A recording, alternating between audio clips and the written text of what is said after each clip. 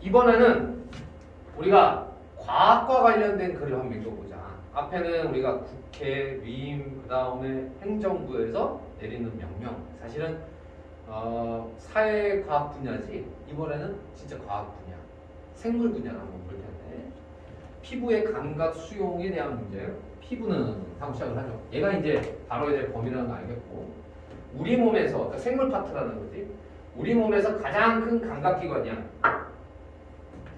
피부는 왜 가장 크냐면, 우리가 가지고 있는 감각기관이 뭐뭐 있냐면 눈, 코, 입, 귀, 그 다음에 피부란 말이야. 촉각. 가장 크지. 몸 전체가 다 감각기관이니까. 바깥쪽의 표피와 그 아래 진피, 그리고 진피 아래쪽에 감각신경세포로 이루어져 있다. 그럼 몇 개로? 하나, 둘, 그리고 세 개로 이루어져 있죠. 그러면 하나, 둘, 세 개로 자 구성 요소가 있게 되는 것이. 구성 요소. 그래서 피부는 가장 겉에 있는 표피, 그 아래 진피, 그리고 진피 아래쪽에는 감각신경세포로 되어 있다.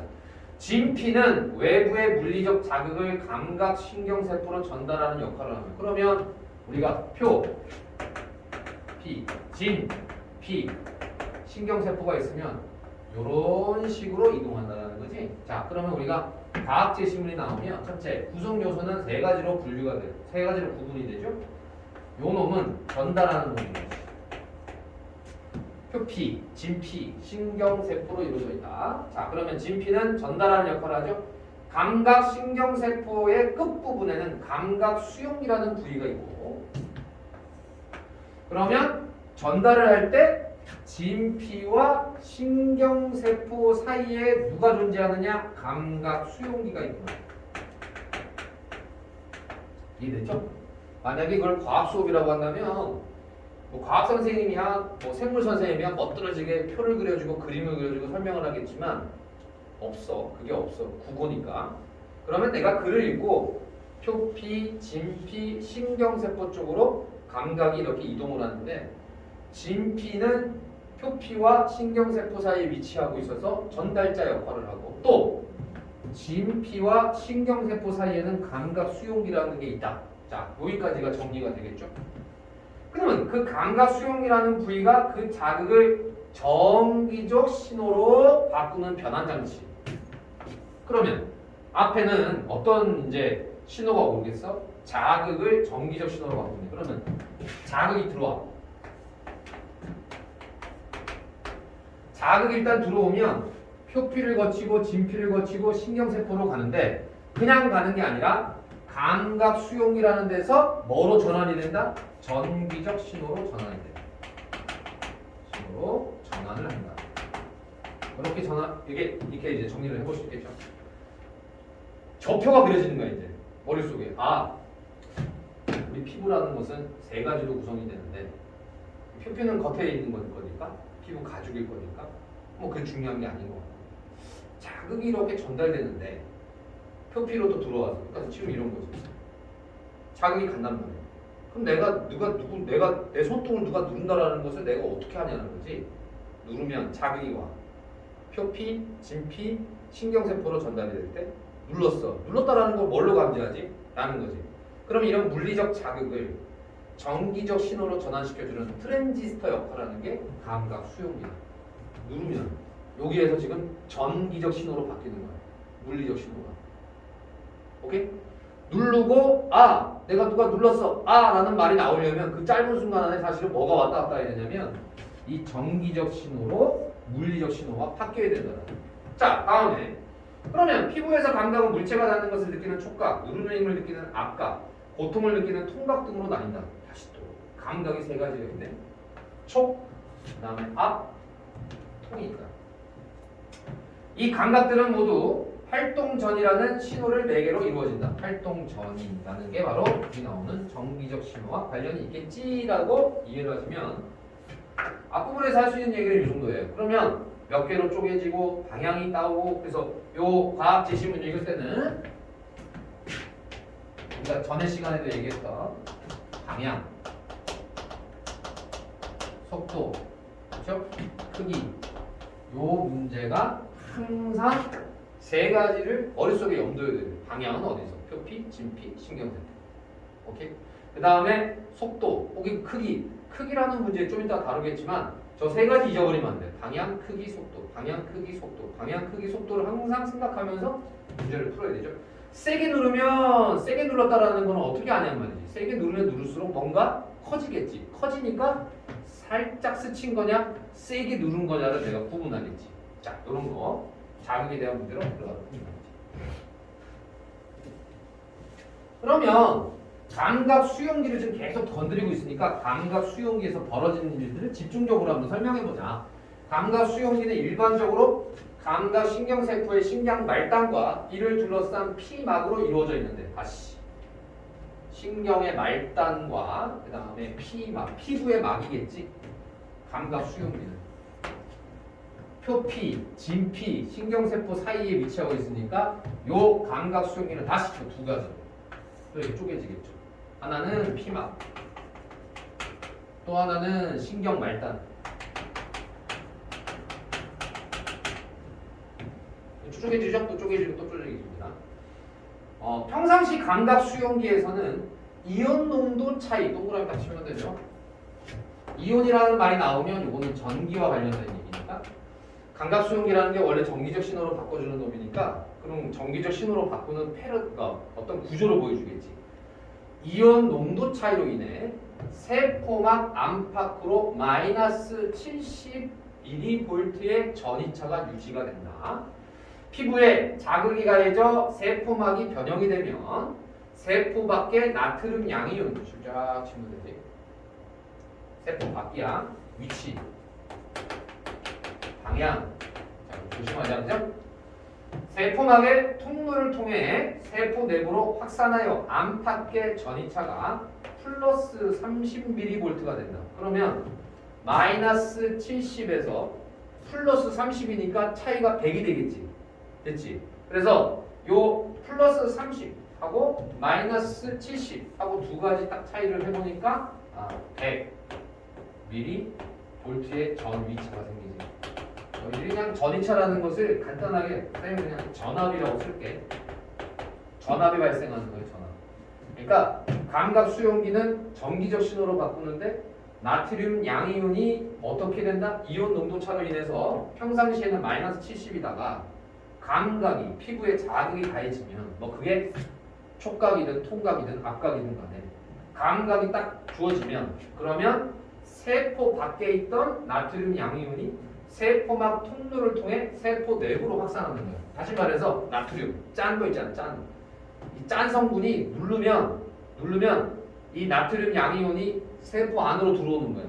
누르면 아니면 뭐 이게 다치거나 그러면 아프잖아. 그러면 촉각, 통각, 압각이 오면 세포 밖에 있던 나트륨이 그 짠 성분이 우리 몸속으로 들어오는 거지. 쭉 하고 밀려 들어와. 밀려 들어오면 플러스 양이온이 들어왔으니까 마이너스 70에서 플러스 30으로 바뀐다는 거야. 어떤 건지 알겠지? 누르면 나트륨 양이온이 세포 밖에서 위치하고 있다가 누르면 안으로 들어와서 양의 성질로 바꿔주는 거야. 우리 몸이 양으로 바뀌는 거지. 그러면 100mV라고 하는 전압의 차이가 생겨. 이걸 우리가 뭐라고 하냐? 이거를 활동전이라고 부르는 거야. 사람이 살아있으면 감각을 느낄 수 있잖아. 그러면 감각을 느끼는 것은 이러한 활동전이를 통해서 우리가 감각을 수용하게 되고, 또 하나 용어 중에서 플러스 30mV가 되는 탈분국이라는 말을 쓰지.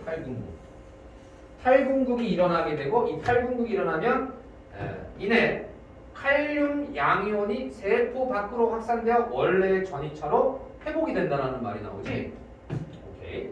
그러면 다시 탈분국이 일어나고 나면 이번에는 칼륨 양이온. 자, 하나는 우리가 눌렀을 때 우리 세포 속으로 들어오는 놈은 나트륨 양이온. 그 다음에 탈분국이 일어나면 어떤 일이 벌어지냐? 칼륨 양이온이 빠져나오는 거야. 그러면 누구랑 나트륨과 칼륨이 들어가는 나트륨, 좀 이따가 다시 나오는 칼륨.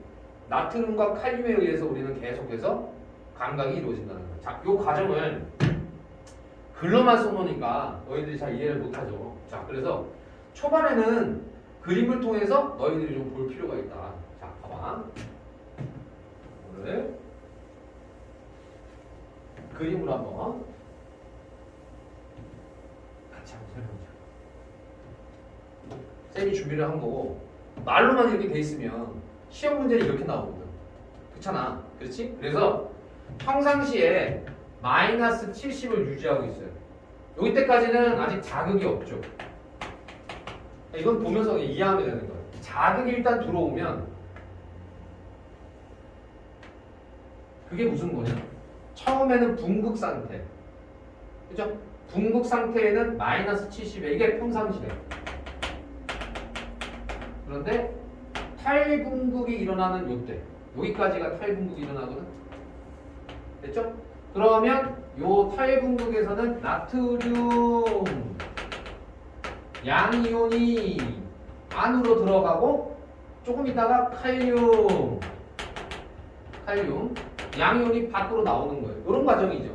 이렇게 과정을 거치면 탈붕극이 끝나고 나면 재붕극 다시 원래 상태로 돌아갑니다. 원래. 그러면 다시 그러니까 자극이 없는 평상시로 돌아가는 거예요. 다시 누군가가 내 손을 푹 찌르면 붕극에서 탈붕극 상태가 이루어지고 칼륨 양이온이 빠져나가고 나면 급격하게 다시 어디로 돌아오느냐? 네, 이렇게 다시 요 지점으로 돌아와요. 요 지점은 마이너스 70이죠. 올라갔다가 내려와서 다시 원상 회복하면 돼요. 회복되는 거지. 그 짧은 시간 안에 저 일이 벌어지는 거야. 누군가가 내 손을 건들면, 보죠? 딱 건들면, 이때 무슨 일이 일어난다고? 이때 탈붕극이 일어나는 거야. 딱 건들면 나트륨 양이온이 세포 속으로 쑥 들어오고, 그러면 마이너스 70mV에서 30mV로 올라가.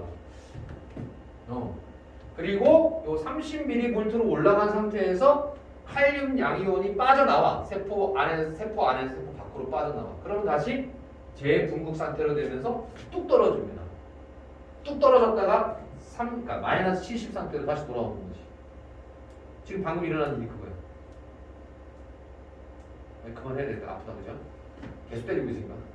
딱 누르는 순간에 쫙 올라갔다가 쫙 올라갔다가 쫙. 오케이? 요게 바로 활동 전이에 대한 얘기다. 그러고 나면 이 과정에서 발생되는 약 110mV 크기의 저위차 변화를 활동 전이라고 하고 100일쯤 잘못 적어놨다. 수용기에 가해진 자극의 세기가 강할수록 같은 시간 안에 더 많은 활동 전이들이 발생한다. 자, 그러면 밑줄 할수록 자극의 세기가 강하면 강할수록 더 세게 들으면 세게 들을수록 같은 시간 안에 더 많은 활동 전이들이 발생한다. 이때 문제를 냈더라고. 이 더 많은 건 어떻게 이해해야 되느냐? 이거는 저위차가 더 커진다가 아니고 더 많은 활동 전이들이라고 그랬으니까 얘는 어떻게 되느냐? 활동 전이들이 많이 생기는 거지. 전이차가 커지는 것이 아니라 전이들이라고 그랬으니까 개수가 많아지는 거지. 다시 말하면 횟수가 많아지는 거야. 횟수가 많아지는 거지. 이거를 더 큰 전이차, 다시 말해서 100mV를 넘어서서 200, 300으로 가는 게 아니라 많은 전이차들이 발생하는 거야. 그러면 이렇게 되는 거지. 꿀럭꿀럭. 그쵸? 요걸 말하는 거지. 강하면 강할수록. 활동 전이는 축삭 돌기라는 통로를 거쳐. 자, 여기서부터 끊고. 활동 전이는 축삭 돌기라는 통로를 거쳐. 지금 무슨 얘기를 하고 있는 거야? 지금 표피, 진피에서 감각 수용기를 거쳐서 그 다음에 신경세포로 전달되는데 그 중간 단계인 감각 수용기로부터 신경세포로 가려면 축삭 돌기를 거쳐야 되고, 그리고 이 신경세포에서 다음에 이어지는 건 대뇌 피질, 대뇌로 전달이 됩니다. 진피에서 자극이 표피, 진피를 거쳐 들어오면 감각 수용기에서 활동 전이의 차이를 느끼고 전압이 발생해. 그러면 탈분국이 이루어지고 재분국이 이루어지는 이러한 롤러코스터를 탄단 말이야. 그 롤러코스터를 타는 것들이 축삭돌기라는 통로를 거치게 되고 신경세포에서 대뇌 피질로 갑니다. 이 대뇌 피질은 우리 머리로 가는 거 아니야? 그럼 내가 인지가 되는 거지. 전달되고 대뇌 피질은 전달받은 전기 신호를 분류하여 발생 부위를 파악을 하고 자극의 강도를 식별하여 감각을 인식하고 만약에 뜨거운 물이 내 손에 딱 닿았어. 뜨거운 물이 손에 닿으면 아 뜨거워지. 아 뜨거워. 그러면 이게 바로 대뇌 피질이 인지를 하고 야 손등에 지금 뜨거운 커피가 쏟아졌어. 그럼 뭐 해야 돼? 내가 대뇌 피질이 가만히 있어가지지. 뜨거운 게 왔어. 내 몸을 보호하려면 자 여기에 근육세포에게 명령을 내리는 거지. 야 빼. 이게 대뇌 피질이 명령을 내리는 거야. 자극의 강도와 종류를 인지를 했기 때문에. 야 저거는 가만히 냅두면 뛴단 말이야. 빼! 이렇게 되겠죠. 감각을 인식하게 된다. 까지입니다. 자 다음. 그러니까 이런 통로들을 얘기를 할 때 방향하고 통로는 잘 살펴야 돼. 다음 넘어가 볼까? 감각 수용기의 종류에 따라 수용되는 감각의 종류가 다르다. 아까 감각의 종류가 통각, 촉각, 압각이 있었죠. 이는 신경 말단과 그것을 둘러싼 피막의 구조적 특성이 수용기마다 다른데 기인한다. 피부 위를 훑고 지나가는 자극처럼 닿는 자극에 민감한 수용기인 것이다. 닿는 자극. 말은 그냥 이렇게 썼어. 닿는 자극에다가 촉각이라고 쓰면 돼 그냥. 촉각에 민감한 수용기는 누구나 마이스너 소체라는 게 있어요. 이 마이스너 소체는 촉각이야.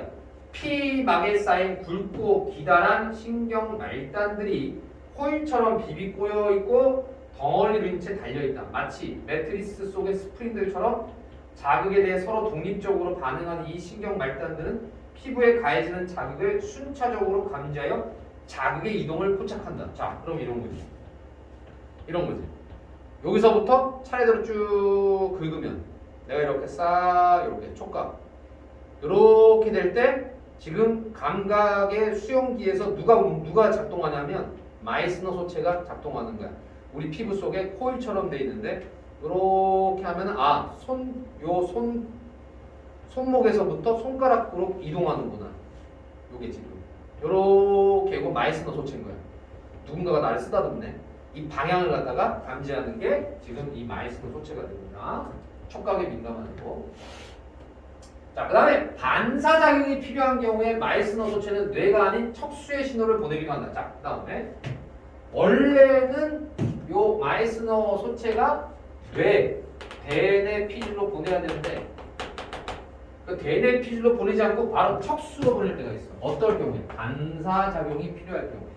그럼 반사작용이라는 건 나에게 어떤 자극이 딱 오면 내가 반사적으로 움직여야 되는 거 아니야?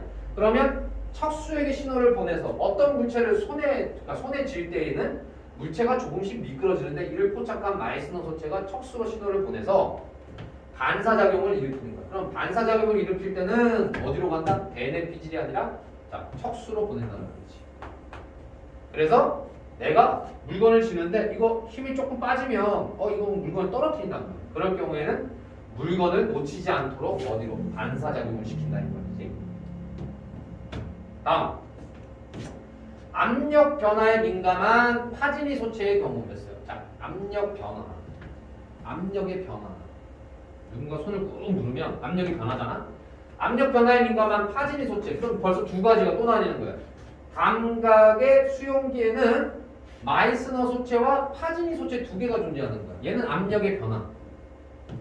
그러면 50개가 넘는 피막층으로 이루어진 캡슐의 가장 안쪽에 신경 말단에 들어있는 구조를 띈다. 얘는 아주 안속에 숨겨져 있는데 이로 인해 파지니 소체는 자극의 변화에 대한 민감성, 자극에 익숙해지는 수능성이 높다. 자, 민감하고 빨리 적응하겠지? 자, 그러면 요거를 딱 끊으면서 반드시 요 파치니 소체를 비교하려면 누구랑? 마이스너 소체랑 비교하라. 비교하면서 읽어야 돼. 이건 마치 우리가 행정 규제를 읽을 때 행정 입법 중에서 위임 명령과 행정 규제와 그 다음에 조례를 구분하면서 읽는 거랑 똑같은 원리예요. 마이스너 소체와 비교를 하면서 민감성, 수능성이 높다. 파치니 소체에서는 피부에 가해진 압력이 캡슐의 피막층 바깥쪽으로부터 순차적으로 변형시키면서 신경 말단의 세포막까지 변형시킬 때 활동 전이가 발생한다. 각각의 피막이 눌리는 정도에 따라 신경 말단까지 전달되는 힘이 미세하게 달라지기 때문에 압력 변화에 매우 민감하다. 그게 민감성. 꽉 쥐는 건지. 남자들 사이에서 그런 거 많이 하잖아. 손 딱 악수를 할 때. 손하기 힘 좋은 애들은 꽉 쥐면 진짜 아프지. 아 이거지. 이때 작용하는 거는 파치니 소체인 거야. 누가 내 손을 이렇게 건드리는 촉각이 아니라 압력이 있으면 그때는 파치니 소체가 작동합니다. 라는 거지. 그런 것도 손 꽉 잡으면 그런 말 하잖아. 안 아프다 안 아프다 서로 센 척하는 건데. 자 그러면 또한 파치니 소체의 피막층은 끈적끈적한 액체로 채워져 있어서 지속적으로 같은 크기 압력이 가해지면 피막층들이 서로 미끄러지면서 힘이 분산. 이 경우 신경 말단의 힘이 전달되지 않아 세포막이 원래 상태로 회복한 후 더 이상 활동 전이가 생산되지 않는다. 자, 요게 이제 차이겠지? 마이스너 소체는 계속해서 활동 전이가 생산된다면 얘는 그러지 않고 처음에 발생한 활동 전이가 끝나고 나면 일정한 크기 압력이 지속이 되고 힘이 분산된다고 한다면 활동 전이가 생산되지 않는다. 이것이 바로 뭐냐? 수능이다 이 말이야. 자극에 계속 노출되다 보면 일정한 자극에 계속적으로 지속적으로 노출될 경우 그러니까 이게 무슨 얘기냐 계속 전기를 발생하면 그럼 나는 계속 아파야 돼. 근데 계속 아프지 않고 일정하다고 한다면 더 이상의 전기 신호를 발생하지 않는다. 이런 뜻이 돼요. 이건 선생님 무슨 말이죠? 라는 건데 만약에 지금 너희들이 앉아있는 자세만 보더라도 내가 그 얘기를 해주고 싶은 거야.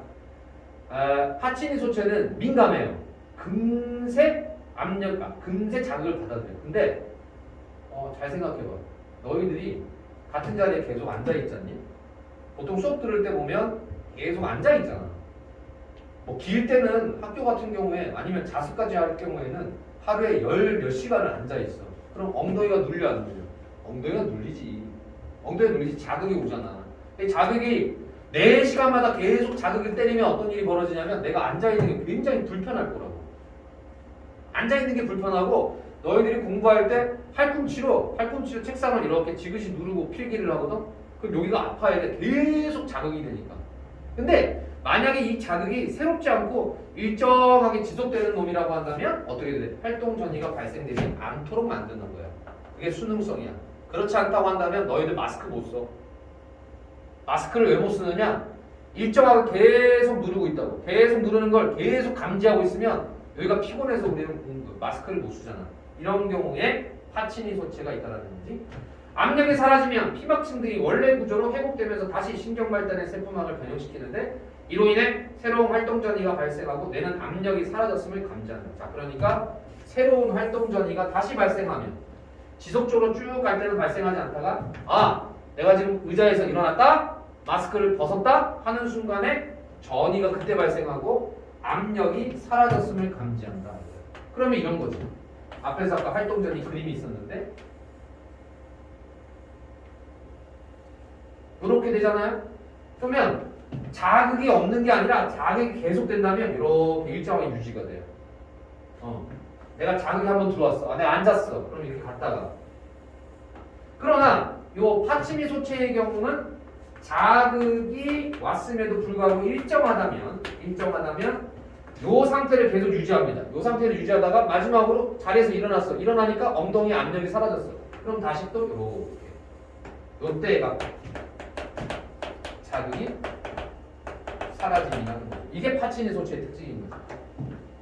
앞에 나오는 마이스너 소체는 자극이 들어온 거에 대해서 민감하게 딱 반응을 한다 치더라도 요 파치니 소체의 특징은 뭐냐? 일단 자극이 한번 주어지고 나서 일정하다고 한다면 전이차가 발생하지 않아요. 그냥 유지를 합니다. 마이너스 70에서 계속 유지가 돼요. 마이너스 70에서 계속 유지를 하고 있는 거야. 엉덩이, 그 다음에 팔꿈치, 마스크 일정하니까 내가 있다라는 걸 내가 눈치를 못 채요. 마스크 처음 쓰면 불편하지만 계속 쓰고 있으면 익숙해지는 거예요. 그게 수능성이야. 그게 파치니 소체야. 왜? 활동 전이가 안 나와. 더 이상 정기적 신호로 바꾸지 않아. 계속 되다가 이거를 언제쯤 마스크를 딱 벗었을 때 아 시원하다. 아 시원하다. 압력이 사라지니까 그때 한 번 더 전이가 발생하는 거지. 그걸 통해서 마스크를 벗었구나를 인지하게 된다가 교육입니다. 오케이.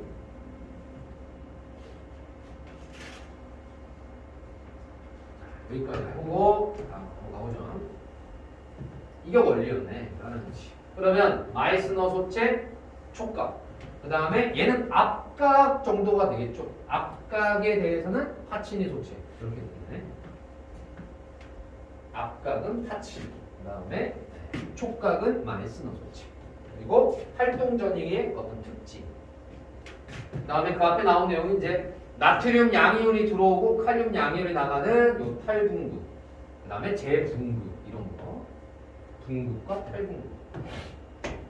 이런 용어들이 좀 생소하지만 정리를 일단 하얀 거 들어보는 겁니다. 자, 그 다음에 통각을 담당하는 수용기로 넘어갑니다. 그러면 지금 글이 어떤 순서로 돼 있었냐면 첫 번째 촉각, 마이스너 소체죠. 그 다음에 앞각, 파치니 소체죠. 마지막이 이제 통각이잖아. 세 가지로 구분했으니까 마지막 통각을 담당하는 수용기인 자유신경 종말이라는 게 나와. 통각은 좀 달라.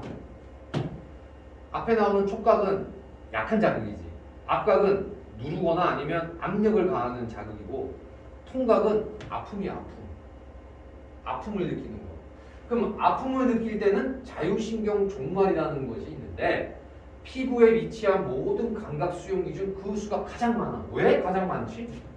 나는 이유를 금방 알 것 같아. 얘가 수가 가장 많아야지. 왜? 얘는 우리 생명과 관련돼 있는 거잖아. 얘는 생명과 관련돼 있으니까 가장 많이 분포하고 있겠지. 생명 유지와 그 다음에 생명 보호와 관련이 있으니까 제일 많아야지. 표피까지 넓게 퍼진 가지 모양의 수용이다. 자유신경 종말은 특이하게 신경의 말단이 피막의 보호를 받지 않고, 자, 그러면 나머지는 전부 다 피막의 보호를 받는데 얘는 안 받아. 받지 않아. 왜? 더 빨리 그거를 이 통각은 빨리 알아야지. 예를 들어 칼 같은 게 날카로운 물체가 내 피부를 이렇게 하고 있는데 반응 속도가 느리면 그러면 잠깐 찔렸을 때 빼버리면은 우리는 피 쬐끔 한 방울 흘리면 되지만 내가 찔렸는데도 이 통각을 느끼지 못하면 쭉 걷단 말이야. 쭉 그때쯤 돼서 아 아파 이러면은 피가 막 철철 날 거 아니야. 그러니까 피막의 보호를 받지 않고 노출돼 있어. 기민하게 내가 이 통각을 알아내기 위해서. 통각은 몸이 위험에 노출되어 있다는 신호이기 때문에 위험 인자가 제거될 때까지 계속해서 감각을 유지해야 하는데 자유신경 종말은 피막의 보호를 받지 못하므로 자극에 순응하지 않고. 차이점. 누구랑 차이점? 파치니 소체와 차이점.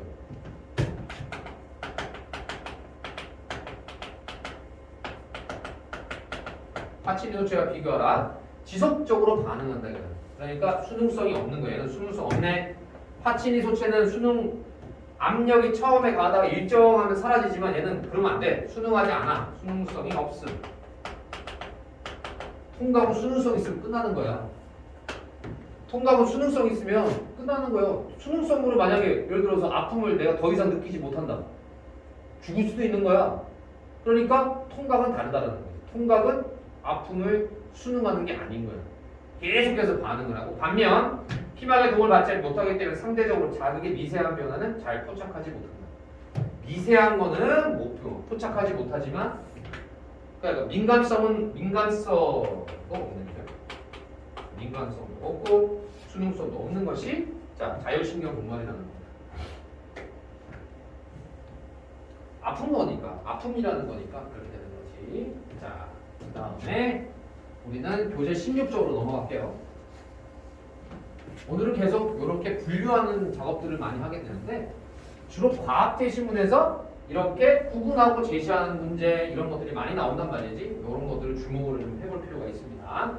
16쪽에 보면 오늘은 이제 근섬유를 마지막으로 할 텐데 얘는 앞에서 배운 그런 내용들하고 비슷해요. 그러니까 쌤이 간단하게 착착착 요 체크만 내주고 넘어갈 거야. 단거리 경주에 장거리 경주를 모두 잘하는 육상 선수도 매우 드뭅니다. 근육을 이루는 세포가 다르기 때문에 그래. 쓰는 근육이 달라. 그래서 근섬유 중에 빠른 근섬유의 비율이 상대적으로 높은 근육은 단거리 경주에 유리하고. 자, 그러니까 빠른 근섬유가 있고 느린 근섬유가 있다는 얘기네. 그러면 상대 높은 근육은 장거리 경주에 유리하기 때문이다. 빠른 근섬유는 빨리 뭐가 되겠지? 세포 내 소기관인 미토콘드리아를 거의 가지고 있지 않아. 이런 얘기죠. 미토콘드리아가 없어. 자, 그러니까 우리는 근, 섬, 유 이래놓고 동그라미 빵 치고 딱딱. 자, 빠른 놈, 느린 놈 이렇게 하고 이제 또 구분을 한 거니까 빠른 놈의 특징 중에 미토콘드리아가 없어. 느린 근섬유는 미토콘드리아를 다량 함유하고 있어. 미토가 있어. 어때? 이렇게 정리가 되겠죠? 깔끔하게. 이거 연습하는 거야 오늘 하루 종일. 그러면 다음 빠른 근섬유의 세포호흡 방식인 무산소 호흡이다.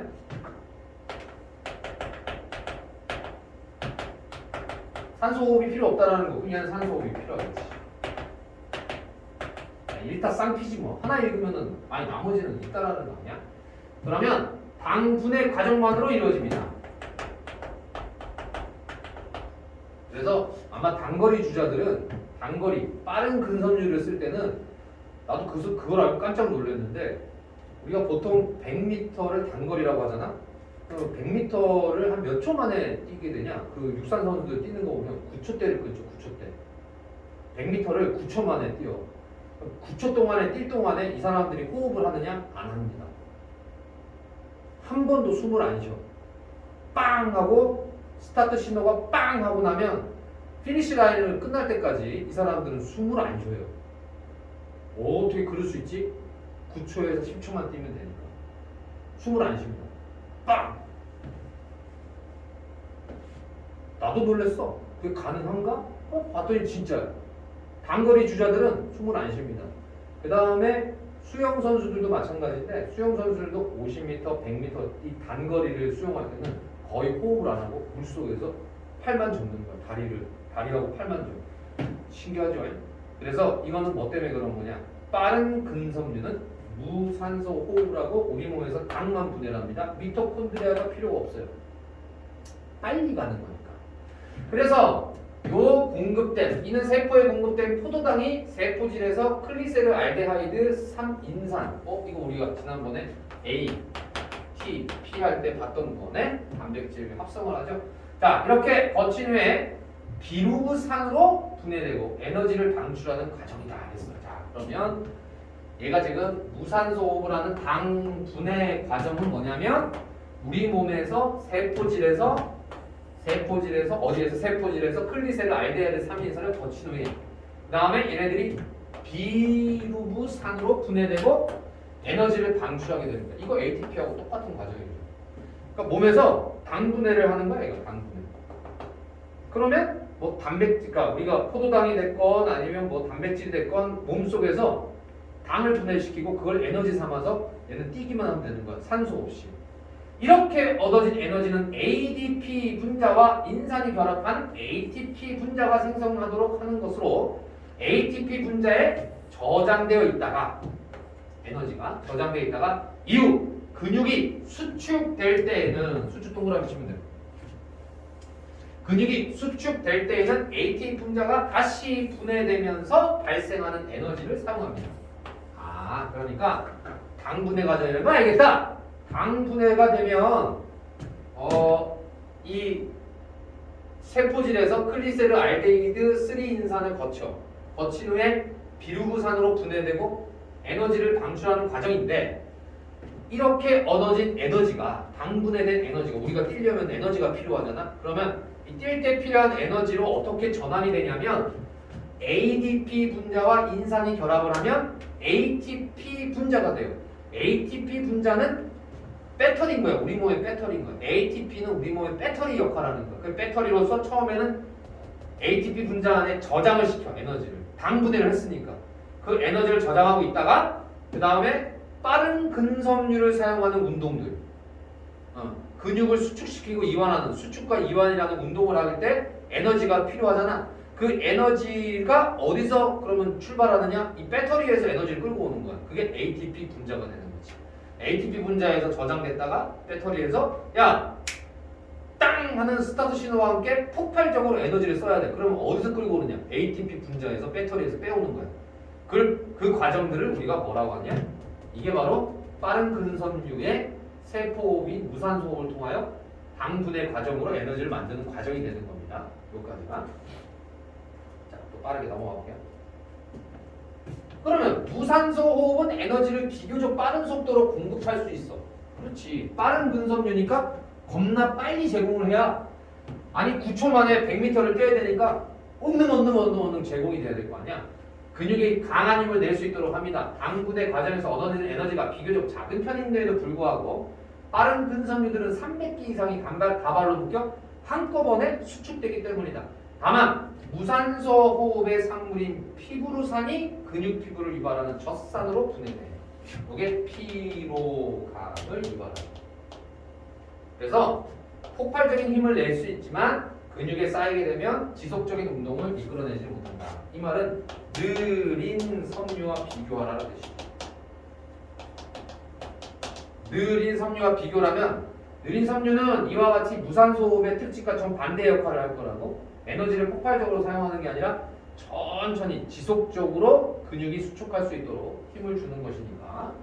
그리고 얘는 에너지가 큰 과정을 그냥 여기서 말하는 에너지가 비교적 작은 편이라고 그랬으니까 당분의 과정. 이거는 저장 용량에 대한 얘기겠지. 크게 저장은 못해. 빠른 근섬유는 크게 저장은 못하지만 한꺼번에 여러 다발로 묶여 있으니까 자 수축하기 유리하다 이렇게 되는 거지. 그러면 느린 근섬유는 세포호흡 방식인 산소호흡 역시 당 분해 과정으로 포함이 됩니다. 이때에도 ATP 분자 생성에 필요한 에너지가 발생한다. 다만 그 산물인 피루부산이 젖산으로 분해되지 않아. 그렇구나. 그러니까 피로감을 좀 덜 느끼는 거겠지. 피로감이 없으니까 운동을 지속할 수 있어. 그래서 단거리 주자들은 빨리 뛰는 대신에 무산소 호흡을 통해서 폭발적인 에너지를 냈어. 하지만 우리 몸에 젖살이 쌓임으로써 지속적으로 운동을 못하지만 요 느린 근섬유는 가능하다. 미토콘드리아 내부의 기질로 진입한다. 미토콘드리아는 가장 바깥의 외막과 그 안쪽의 내막 그리고 내막을 둘러싼 영역이 기질로 구성이 되는데 세 가지네. 내막, 기질. 피루부산은 기질에서 순환적 반응이 일종인 시트르산은 회로에 참여하게 된다. 그러면 갑자기 요거는 앞에 나오는 빠른 근섬유에는 없었거든. 섬유와 비교를 해보자면 거기는 어떤 거예요? 시트르산이라는 회로가 처음 나오죠? 등장합니다. 느린 근섬유의 특징이죠. 이 회로에서 피루부산은 효소들의 작용에 의해 분해된 후 조효소와 결합하여 아세틸 조효사가 되면 자 여기서부터는 좀 복잡한데 이 회로에서 벌어지는 과정입니다. 나는 이걸 읽을 때 그냥 읽지 말고 그냥 읽으면 헷갈리잖아. 피부로 사는 효소들의 작용에 의해 조효소와 결합을 하고 아세틸 조효소가 되고 아세틸 조효소는 그것의 옥살 아세트산과 결합을 하여 시트르산을 형성한다. 이게 시트르산 형성 회로야. 시트르산은 다른 효소들의 작용에 의해 다시 옥살 아세트산으로 분해. 이 옥살 아세트산은 또 다른 피루부산에 의해 생성된 아세틸 조효소와 결합. 7번. 이와 같은 시트르산 회로에서는 회로라는 말이니까 순환 과정이겠네.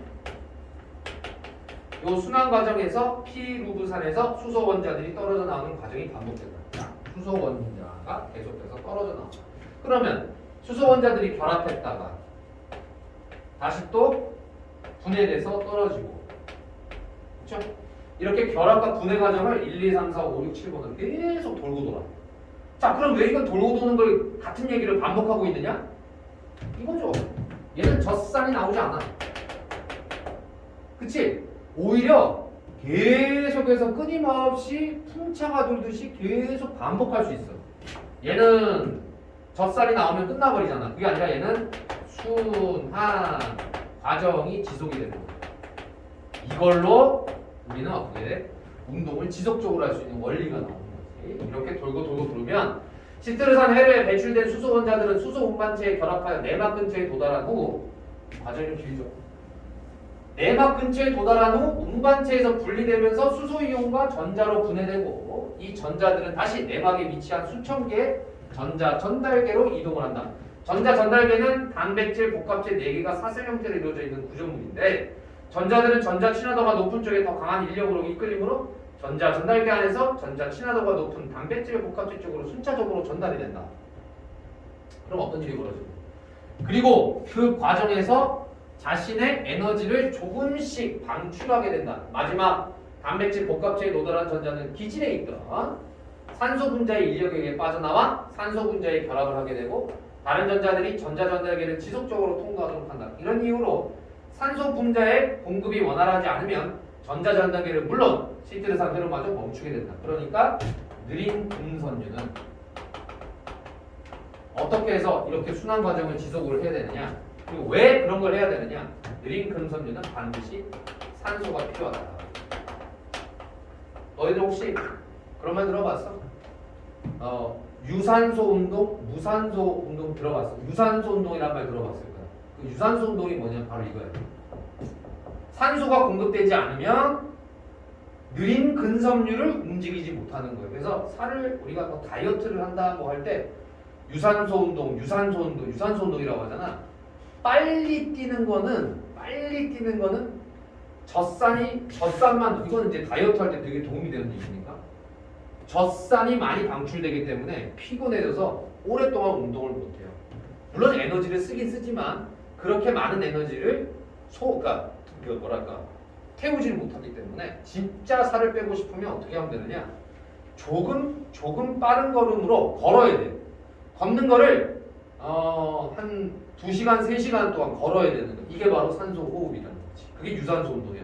그러니까 유산소 운동을 할 때는 자, 특징. 에너지를 막 써가지고 그래야 살이 빨리 빠지느냐? 그게 아니라는 거지.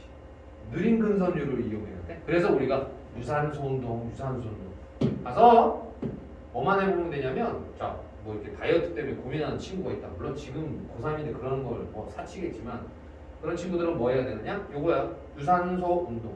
산소호흡이 필요한 시트르산 회로를 계속 돌려야 수소 이온과 그 다음에 산소가 결합을 해서 끊임없이 그러니까 적어도 한 40분 이상은 걸어야 돼. 그래야 그때서부터 비로소 살이 빠지기 시작하는 거야.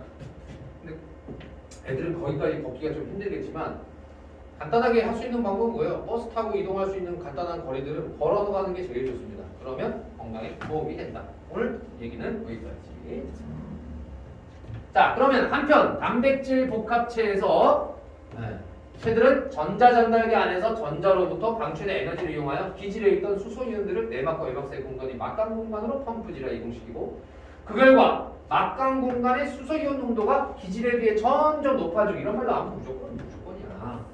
왜 무조건이냐면 자, 이렇게 산소 호흡을 하면 할수록 에너지를 사용하면 수소 이온 농도가 막간 안에서 점점 높아지게 되겠지. 이로 인해 막간 공간의 수소 이온들이 내막에 분포하는 ATP 합성 요소를 통로로 삼아 기질 안으로 확산이 돼. 그러니까 막간에서 어디로? 기질 안으로. 이로 인해 ATP 합성 요소는 마치 물레방아처럼 회전을 하며 ATP 분자를 생성시키는 다량의 에너지를 만들게 된다. 까지가 느린 섬유가 에너지를 만드는 방법인 거죠. 좀 더 복잡하죠. 앞에 나오는 이 근섬유, 빠른 근섬유는 당분의 과정 한 번이면 끝나. 근데 얘는 그게 아니라 시트르산 회로를 돌려야 되니까 이게 엄청 복잡한 프로세스지. 그래서 이 엄청 긴 프로세스를 여기까지 다 읽은 거예요. 어디서 뭐가 이동하고 뭐 이동하고 왜 정신이 없냐면 이거 다 정리하고 나면 그걸로 문제를 낼 거거든. 그러니까 이걸 보는 순간 딱 뭘 느껴야 되냐면 이 과정들 번호를 매기든지 순서를 매겨서 크게 몇 덩어리로 나눠가지고 잘라야 돼. 잘라가지고 뭐는 뭐 정리를 하면서 읽어야 됩니다. 이와 같은 복잡한 그냥 복잡했냐? 겁나 복잡했지. 이 겁나 복잡한 과정으로 인해 산소호흡은 무산소호흡에 비해 에너지를 천천히 생성을 하지만 비교적 커다란 에너지를 지속적으로 공급할 수 있게 됐다라는 거죠. 단거리 주자들은 폭발적으로 짧은 시간 안에 뛰면 끝나지만 장거리 운동을 하는 느린 근섬유는 오랜 시간 에너지를 끊임없이 지속적으로 만들어야 되는데 굉장히 복잡한 프로세스를 거쳐요. 그래서 빨리 달리기 하는 것보다 천천히 걷게 하는 것이 보다 큰 에너지를 소비할 수 있게 됩니다. 이래야 빠져요. 살이 빠지는 거예요. 그렇지? 선생님도 지금 한 한 달 반 만에 10kg를 뺐는데 걷는 거예요. 걷는 게 제일 좋아요. 그냥 천천히 걷는 것보다 약간 빠른 속도로 경사도가 조금 있는데 그거를 하루에 4km에서 5km씩 한 4, 50분 정도로 땀이 막 날 때까지 천천히 걸어 올라가고 조금 빠른 걸음으로 올라가 보세요. 그러면 금세 살이 빠집니다. 느린 근섬유들은 많아야 180개 정도인데 오랜 시간 수축과 이온을 반복할 수 있어요. 왜? 젖살이 나오잖아요. 다시 한 번 더. 젖살이 나오는 건 빠른 근섬유야. 그래서 한번 뛰고 나면은 그냥 퍼지는 거야. 하지만 느리게 조금 빠른 속도로 한참을 걸으면 한 2시간에서 한 2시간에서 3시간 정도 걸었다. 빠른 걸음으로 쫙 걸었다. 그러면 몸무게를 딱 재보잖아. 내 경우에는 다른 사람 다 일반화 시킬 수 있죠. 쌤 경우에는 약 한 500g에서 600g 정도가 몸에서 빠져요. 쫙 빠져요. 물론 거기 수분도 포함되어 있겠지만 쫙 빠져요. 몸무게가. 그래서 이 느린 근섬유를 활용하는 방법으로 다이어트를 하시는 게 효과가 있다. 오늘 여기까지. 자, 잠깐 쉬었다가 문학으로 넘어가겠습니다.